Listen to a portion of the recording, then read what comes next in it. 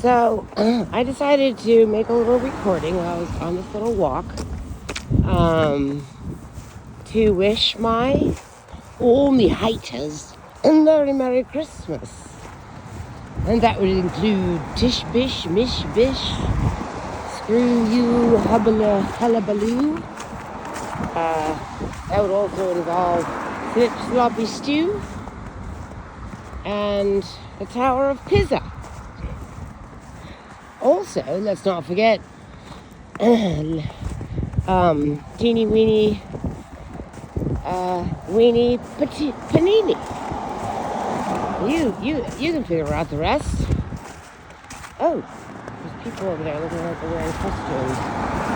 But it could just be. Anyways, what else? Trying to think of some names. I was going to write a poem. I wanted to wish all of my trolls, trolley-olays and trolley-olios, and tit-totty trolls, and trolls with hoes, trolls with more hoes than other hoes, and some with greater hoes. It's amazing what a hoe can do. I wish you all the best Christmas, this tidings, this eve, where we bring tidings of joy, don't we? Sometimes I have to speak like I am a male South African. Don't know why. Gets into my ear and then goes down into my body and it just comes out from my mouth when I open it after I've listened. Oh yes, we must not forget the self-made, self-imposed great lion, the Lord of Lords. Wishing you a very Merry Christmas, despite all the abuse, and all the lies, and all the discord, and all the naughty knots, and the doodly-doos. I wish you a Merry Christmas Eve too, doodly-doo. This house is so cute. 1860, that's the same time as my house was built. Wow, mine was started in 1863. It's just so charming with the brick driveway. I mean, the lighting wasn't great, but, we do what we gotta do. So I had better lighting earlier. This is what it's normally like, just this dull gray sky in New England, And it's quite rare. And when the sun does come out, it's absolutely so spectacular. Oh, I just saw a license plate that had my grandson's name and then another license plate that had my magical number on it. Huh. This neighborhood. It's interesting. Anywho, so this is just a personal video for me to doodle, like I'm doodling. Oh, I just saw 555. Everything has so much meaning all the time. I like to give life meaning, because if you don't have meaning in life, it's goddamn meaningless. And you need life to be meaningful. Otherwise, it just feels like you want to die. Who wants to live a meaningless life? Oh, woe is me. Life is meaningless. So, you don't want a meaningless life. You want,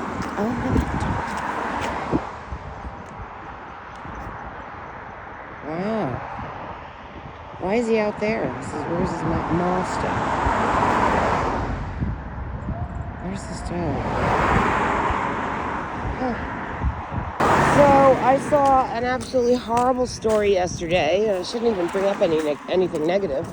Why is that dog out in front by itself? But it was about a 14-year-old boy who befriended a neighborhood granny, an elderly lady who was very well loved, liked, and respected. That dog is just sitting there. I guess she trusts the dog not to run away. And maybe its owner's inside. I don't know. It's definitely a doodle. It's one of those doodly woodles. It's cute, but it's like a golden retriever and yeah. So anywho, it was one of these true crime cop stories about a boy who befriended this elderly woman, and they became friends, and she was very fond of him, I guess, in terms of friendliness. And I guess one night, and he was a troublemaker, bad kid. Maybe she thought she would help him. She gave him work and paid him, and it was nice to him. Well, she gave him work, she paid him, and was nice to him, and befriended him and allowed him into her home. She was like an elderly lady, older than his grandma. And he was known to be a liar. He was in trouble a lot. He was always getting these second chances, but basically, the grandmother states that, this boy was in trouble. She's in there with sort of playing the role of his mom and grandma. And it was horrible. They show these pictures. They don't show us, but there were photos that were shown to the boy and his grandmother of this elderly woman, I guess, beat up. And he had molested her sexually. And this elderly lady was a gem. Like, she was like a sweetheart, and probably one of those, genuine article type people, just like these really real people that weren't flamboyant or flashy or fake in any way. Just one of these really cool, beautiful women that was very earthy and real, right?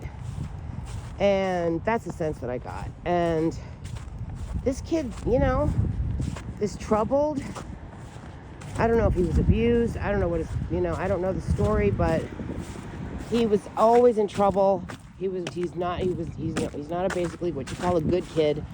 Maybe he has potential, but however he's been raised, and he had some sort of, he was in some kind of, not quarantine, but something where he was restricted in a way. But it didn't stop him. He snuck out, and he went, and he got into this woman's house because he knew her well. She knew him. She trusted him, I guess.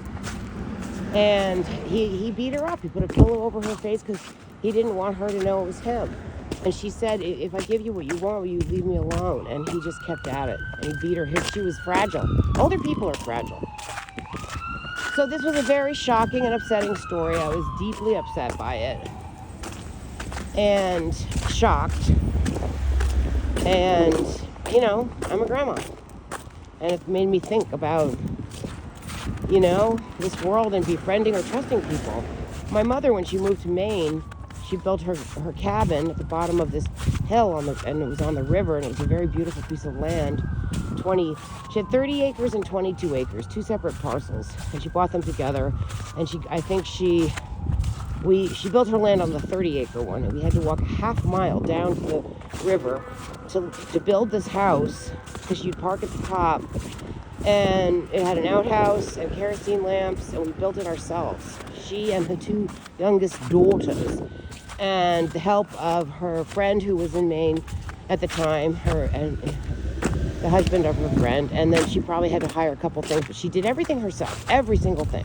And she didn't want anybody doing it for her. The whole point was for her to build her own house by herself, to prove it to herself that she could, and because that's what she wanted to learn. She wanted to learn the whole process, and she did. She taught herself by doing it, and she taught me by doing it. I never would have, there's so much I would not have known or been or become if I had not had that experience with my mother teaching me how to build that house.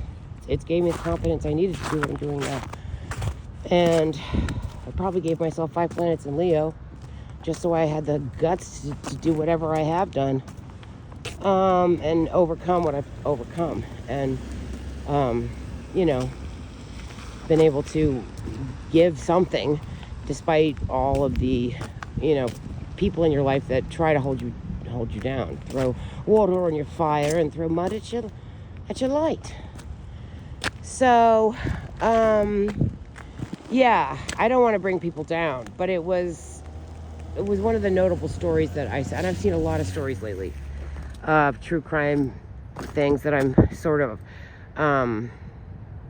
find intriguing right now and upsetting, but it's sort of like, what's going on in this world? What is going on in this world that there's so much family crime and family murder? Well, maybe it's been going on a long time, and I do want to talk about it at some point. I would like to, if I'm not, offed, because there's hitmen, and that's not even a wild phenomenon. It's a very common occurrence. When you live in New York, you talk about a hitman, they think you're talking about, the guy next door.